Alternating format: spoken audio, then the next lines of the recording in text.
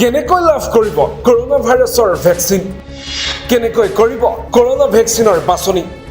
সকলোৱে লাভ কৰিবনে কৰোনা ভাইৰাছৰ ভেকচিন বাধ্যতামূলক নেকি কৰোনাৰ ভেকচিন লোৱাটো কেন্দ্ৰীয় চৰকাৰৰ দ্বাৰা ভেকচিনৰ মঞ্জুৰি দিয়াৰ পাছতে টিকাকৰণৰ কাৰ্যসূচী আৰম্ভ হ'ব পাৰে কোভিচিল্ড আৰু কোভাক্সিনক ড্ৰাগ কণ্ট্ৰলাৰ অফ ইণ্ডিয়াই ইতিমধ্যে মঞ্জুৰি প্ৰদান কৰিছে কেন্দ্ৰ চৰকাৰৰ তৰফৰ পৰা প্ৰকাশ কৰা মতে সৰ্বপ্ৰথমে স্বাস্থ্যকৰ্মী আৰু ফ্ৰণ্টলাইন ৱৰ্কাৰসকলক টিকাকৰণ কৰা হ'ব ইয়াৰ পিছতে 50 বছৰৰ ওপৰৰ গুৰুতৰ ৰোগত ভুগি থকা ৰোগীসকলক টিকা প্ৰদান কৰা হ'ব প্ৰথম আৰু দ্বিতীয় পৰ্যায়ত কৰোনা ভেকচিনৰ উপলব্ধতাৰ প্ৰতি লক্ষ্য ৰাখি কেন্দ্ৰীয় চৰকাৰে সিদ্ধান্ত ল'ব পাৰে কিন্তু এতিয়া প্ৰশ্ন হৈছে ভেকচিন লোৱাটো বাধ্যতামূলক নেকি কৰোনা ভাইৰাছৰ ভেকচিন লগোৱা চেষ্টামূলক হয় অৱশ্যে কৰোনা ভাইৰাছৰ ভেকচিনৰ শিডিউল সম্পূৰ্ণ কৰাৰ পৰামৰ্শ দিয়া হৈছে ভেকচিনৰ দুটা ড'জৰ মাজত 28 দিনৰ গেপ ৰখাটো প্ৰয়োজনীয় ইয়াৰ প্ৰতি লক্ষ্য ভেকচিন লগোৱা সকলোৱে ৰাখিব লাগিব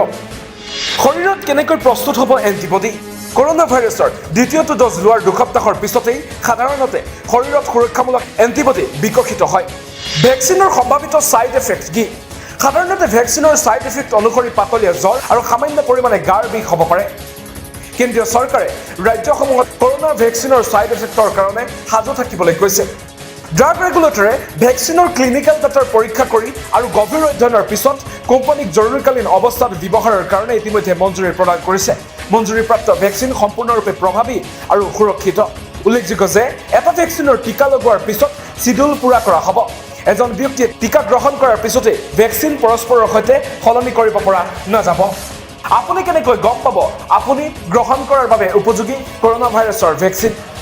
প্ৰাৰম্ভিক পৰ্যায়ত কৰোনা ভেকচিনৰ লক্ষ্য গ্ৰহণ কৰা সকলক প্ৰদান কৰা হ'ব যোগ্য প্ৰাৰ্থীক মোবাইলত মেছেজ পঠিওৱা হ'ব ইয়াৰ জৰিয়তে তেওঁক টিকা চেণ্টাৰ আৰু সময়ৰ তথ্য প্ৰদান কৰা হ'ব এই সম্পূৰ্ণ প্ৰক্ৰিয়া ৰেজিষ্ট্ৰেশ্যনত যাতে কোনো বাধা নাহে তাৰ কাৰণে ব্যৱস্থা গ্ৰহণ কৰা হৈছে ভেকচিনৰ টিকা পাবলৈ কি নথিপত্ৰৰ প্ৰয়োজন হ'ব আপোনাৰ কৰোনা ভাইৰাছৰ ভেকচিনৰ টিকা লগাবলৈ ৰেজিষ্ট্ৰেশ্যনৰ সময়ত driving licence health insurance smart card PAN card passbook passport service ID বা ভোটাৰ কাৰ্ড দেখুৱাব লাগিব পাৰে আৰু কৰোনা ভাইৰাছৰ ভেকচিনৰ টিকা লগাবৰ বাবে ব্যক্তিজনে ৰেজিষ্ট্ৰেশ্যন আৰু ভেৰিফিকেশ্যনৰ সময়ত ফটো আইডি প্ৰস্তুত কৰাটো প্ৰয়োজনীয় কৰোনা পজিটিভ ব্যক্তি এজনে ভেকচিন ল'ব পাৰিবনে সংক্ৰমিত ব্যক্তি এজনৰ পৰা টিকাকৰণ চেণ্টাৰত সংক্ৰমণৰ আশংকা থাকে লগতে এইটো গম পোৱা নাযায় যে এনে পৰিস্থিতিত ভেকচিনৰ প্ৰভাৱ কিমান হ'ব পাৰে আৰু এইবাবে পজিটিভ ব্যক্তিসকলে কমেও 14 দিন অপেক্ষা কৰিব লাগিব যাতে তেওঁৰ শৰীৰৰ পৰা কৰোনাৰ লক্ষণ সমাপ্ত হৈ পৰে ৰোগাক্ৰান্ত ব্যক্তিয়ে গ্ৰহণ কৰিব পাৰিবনে কৰোনাৰ ভেকচিন যিকোনো ৰোগত আক্ৰান্ত ৰোগীৰ বাবে কৰোনা ভাইৰাছৰ ভেকচিনৰ টিকা লগোৱাটো গুৰুত্বপূৰ্ণ কিয়নো এইসকল লোক হাই ৰিস্ক গ্ৰুপত আহে লগতে এই কথাটো জনাটো প্ৰয়োজনীয় যে দৰৱ গ্ৰহণ কৰাক লৈ ভেকচিনৰ প্ৰভাৱত কোনো প্ৰতিক্ৰিয়া নহয় bureau report my news any